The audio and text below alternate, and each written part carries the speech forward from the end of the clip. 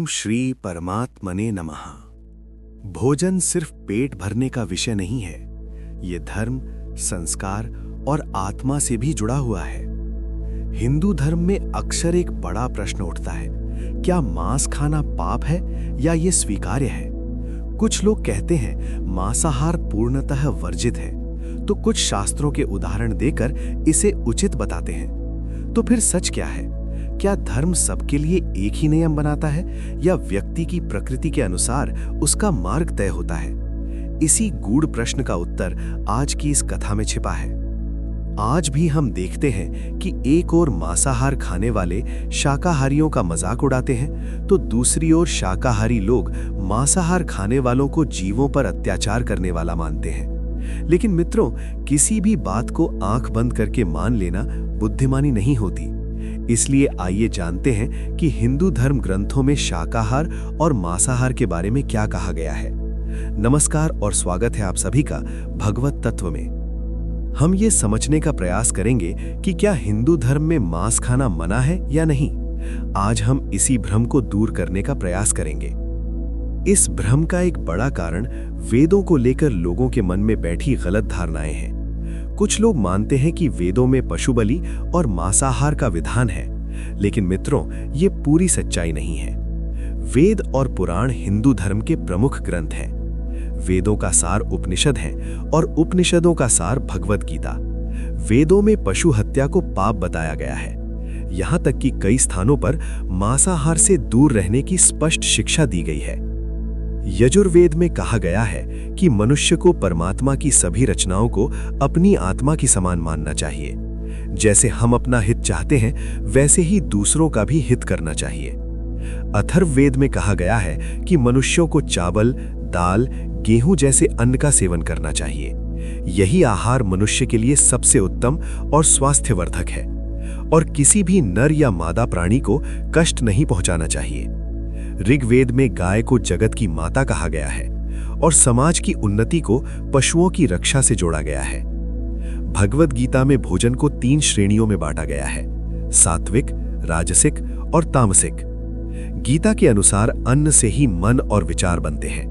जो व्यक्ति सात्विक भोजन करता है, उसकी सोच भी सात्विक होती है। मांस और मदिरा जैसे पदार्थ तामसिक भोजन माने गए हैं। ऐसा भोजन करने वाले लोग अक्सर रोगी, आलसी और दुखी रहते हैं। वहीं सात्विक आहार आयु बढ़ाने वाला, मन को शुद्ध करने वाला और बुद्धि व स्वास्थ्य को संतुलन देने वाला बताया गया है।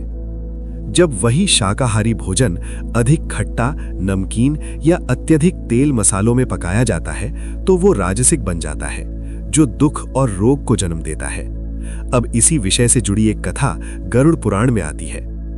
एक बार बचपन में भगवान श्री कृष्ण यमुना किनारे एक पेड़ के नीचे बांसुरी बजा रहे थे। तभी एक हिरण दौड़ता हुआ आया और डर के मारे उनके पीछे छिप गया। कुछ ही देर में एक शिकारी वहां पहुंचा और बोला, ये मेरा शिकार है, मुझे इसे दे दीजिए। भगवान श्री कृष्ण ने कहा, हर जीव पर सबसे पहला अधिकार उसी जीव का होता है, किसी और का नहीं। ये सुनकर शिकारी क्रोधित हो गया और बोला, मैं इसे पकाकर खाऊंगा, आप मुझे रोक नहीं सकते।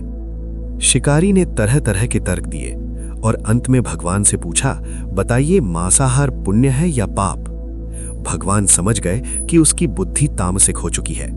तब उन्होंने उसे एक कथा सुनाई। उन्होंने बताया कि एक बार मगध राज्य में अकाल पड़ गया, अनाज कम हो गया और राजा चिंतित उठे। राजसभा बुलाई गई और पूछा गया, सबसे सस्ता भोजन क्या हो सकता है? एक मंत्री बोला, महाराज, मांस सबसे सस्ता है। प्रधानमंत्री चुप रहे। रात को वे उसी मंत्री के घर पहुंचे और कहा, राजा बहुत बीमार हैं, यदि 2 तोला मांस मिल जाए तो उनकी जान बच सकती है। ये सुनकर वो मंत्री डर गया। उसे समझ आ गया कि जीवन के सामने धन का कोई मूल्य नहीं है। उसने अपनी जान बचाने के लिए भारी मात्रा में स्वर्ण मुद्राएं दे दी। यही हाल बाकी सभी मंत्रियों का हुआ। सुबह राजसभा में राजा बिल्कुल स्वस्थ दिखाई दिए। तब प्रधानमंत्री ने 1 करोड़ स्वर्ण मुद्राएं राजा के सामने रख दी और कहा, महाराज, ये 2 तोला मांस की कीमत है। अब बताइए, मांस सस्ता है या महंगा? राजा को बात समझ आ गई। उन्होंने प्रजा के कल्याण के लिए अनाज और सब्जियों की खेती बढ़ाने का आदेश दिया। कुछ समय में राज्य का संकट समाप्त हो गया। ये कथा सुनकर शिकारी को ज्ञान हो गया। उसे समझ आ गया कि महानता जीवन लेने में नहीं, जीवन देने में है। उसने प्रण लिया कि वो कभी किसी जीव को कष्ट नहीं पहुंचाएगा। तो मित्रों, भगवान श्री कृष्ण इस कथा के माध्यम से हमें यही सिखाते हैं कि जिस तरह हमें अपना जीवन प्रिय है, वैसे ही हर जीव को भी अपना जीवन प्रिय होता है। अब ये निर्णय आप पर है कि आप कौन सा आहार ग्रहण करना चाहते हैं। विज्ञान भी ये मान चुका है कि शाकाहार शरीर के लिए अधिक लाभदायक है। ये रोग प्रतिरोधक क्षमता बढ़ाता है और आयु भी लंबी करता है। अंत में यही कहा जा सकता है कि हिंसा केवल रक्त बहाने से नहीं होती, स्वार्थ के लिए किसी जीव की हत्या भी हिंसा ही है। इस कथा ने आपके मन में छिपे कई प्रश्नों को शांत किया होगा। ये केवल एक कथा नहीं, बल्कि जीवन की सच्चाई को याद दिलाने वाला दर्पण है। अगर आपको ये कथा अच्छी लगी हो तो इसे अधिक से अधिक लाइक और शेयर करें। ऐसी ही पौराणिक और आध्यात्मिक कथाओं के लिए हमारे चैनल को सब्सक्राइब करना न भूलें। ओम श्री परमात्मने नमः।